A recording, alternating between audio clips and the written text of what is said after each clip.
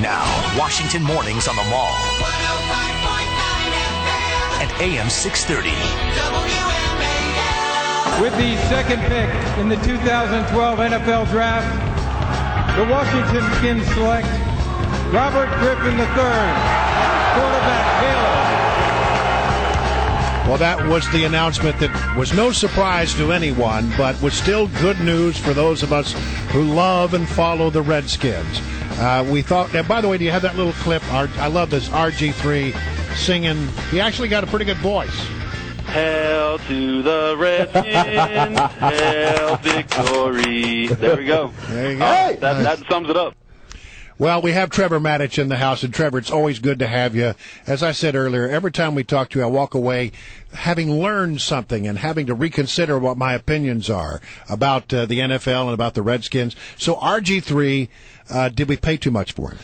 Well, I love RG3, love him. But that's a different question, did we pay too much? Because it was 3 first-round draft choices. And this year's number 2, that's 4 guys, or Robert Griffin III, 1. Mm-hmm. And if he pans out as that franchise quarterback for 10 years, then, yeah, it's worth it. But this is the risk that you take. If you get Robert Griffin III hurt, it's like 4 high draft choices hurt on the same play. Yeah. And also the thing about it is that the support network around him will be different, and that's important to know. So did you give up too much? You must have a great quarterback. Look at Super Bowl winning quarterbacks in recent years.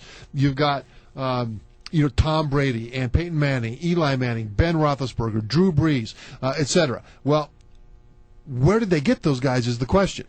Eli Manning, Peyton Manning, Ben Roethlisberger high in the first round. But Drew Brees, second round. Aaron Rodgers of the Packers, late in the first round. Tom Brady in the 6th round. Kurt Warner of the Rams a few years ago was stocking shelves at the supermarket when they got him. You didn't mention Heath Schuler. Well, he didn't. Yeah, good point there. And so it's a 50-50 shot whether or not your quarterback is going to be a Pro Bowl quarterback necessarily, whether or not he's in the first round if you look at the Pro Bowl list. And here's my other question, and this is what I raised earlier. Do you think that the Shanahans will take this guy and mold him into their program, or will they flex their program to take advantage of the quarterback that he is? I think it'll be a bit of both. And the Shanahans got a lot of grief for wanting to mold Donovan McNabb when they got him from the Eagles into something that he had never been really his entire career, and that is a precision computerized system quarterback. McNabb was more of a creative guy.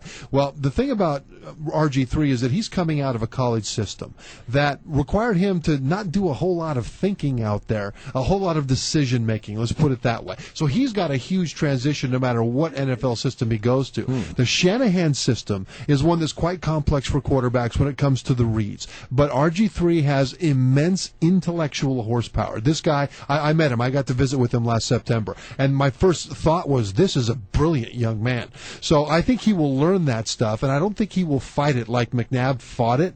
But also I think that Shanahan will use him a lot like he used Steve Young when he was coaching him in San Francisco as an assistant coach. And then John Elway at Denver when he won those Super Bowls. As a mobile quarterback who also has a terrific arm, because RG3 is a passer first, runner second. But when you get a guy like that out of the pocket, the defense is stretched. They've got to cover the entire field deep because of the strength of the arm, and RG3 has that. And they've got to be aware of the threat of him running once he breaks out on bootlegs and rollouts, etc., whether or not he actually does run. Shanahan knows how to use a quarterback like that. He has won Super Bowls with quarterbacks like that. And this guy, RG3, if you put aside whether or not they paid too much, I think that's a real risk that they might have. But put that aside, look just at the guy.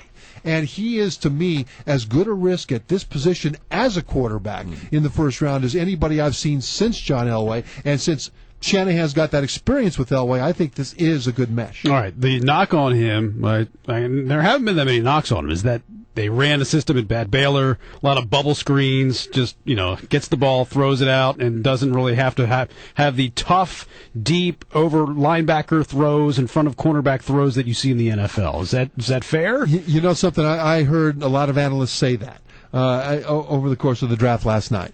And I personally disagree with that. I see it differently. I watched a lot of tape on RG3 last year when he played for Baylor in college. And sure, he threw a lot of passes at or near the line of scrimmage. Completed 73% of his passes in college, and normally in college that means you do throw most of your passes at or near the line of scrimmage. But RG3 threw a huge number of passes deep down the field to wide receivers streaking down the sideline or running a deep post with a defender right there. And that ball had to drop in a foot away, 6 inches away from the outstretched arm, the outstretched fingers of that defender, and still hit that receiver accurately on the run, so he was able to keep on going and score a long touchdown. So he didn't exclusively throw those bubble screens. Somebody said he threw 30 of those bubble screens, which are a little screen to the wide receiver right at the line of scrimmage. 30 of them in a year. 13 games, 2.5 or so a game.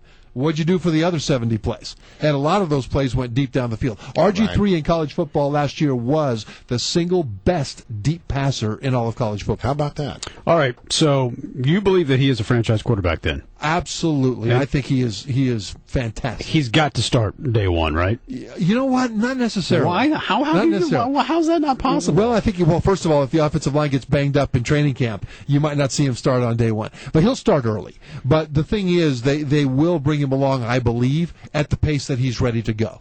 To me, it's all mental. The physical side will take care of itself. He's got all that. I think physically, he has the potential to be the most dangerous combination threat quarterback this franchise has ever had.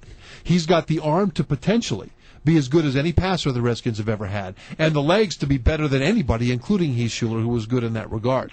But the thing is, on the mental side, as long as he can make his decisions quickly, get the ball out of his hand, and not wait around in the pocket, they'll put him in early. But if he tends to wait in the pocket trying to decipher things early in his career here, they'll wait until he can get the ball out, because what they don't want to do is expose him to big hits. All right, but they did pick up some wide receivers as well in the offseason, some free agency. Josh Morgan, Pierre Garçon, good weapons. Good moves by the Redskins I know they paid a lot for Garçon, but, yes, but frankly, very good. Because the thing is, they're both young receivers. They'll both grow up with RG3, and 5 years from now, when RG3's in his prime, those guys will also be incredibly productive at that moment. All right, what do we need next? We have the draft's not over. Best athlete available. This team has too many holes, and it is not overwhelmed with superior athletes. Not yet. And so I would not reach to get us. They need safeties badly. They need help on the offensive line, especially at right tackle, although Jamal Brown is seeming to have a good offseason at right tackle. But what they need to do is get the best athlete available now and populate that roster from the bottom up. Trev, it's great to have you in. Man, I'm ready for a game. Can we play Sunday? Yeah. Come on. Let's go. Here, get the Ravens down, bring them down. We'll meet in Laurel somewhere. We'll just have a game. Hey, I tell you what, look at the stars in this town, though. John Wall with the Wizards, Strasburg Strasburg at the Nationals, and now RG3. I mean, you got some high-powered wattage and good people. Alex Ovechkin. This is we're starting to turn into a powerhouse when it comes to sports in D.C. Oh, we got so much to cheer about now. This is it's fantastic. It's a little bit of a stretch for the Wizards, but they have won 6 in a row for crying out loud. Well, I don't buy that. Everybody's resting their stars, but John Wall's a high wattage star is the point. All right, sure. We've got some people to rally around. Great to have you in. We look forward to the fall.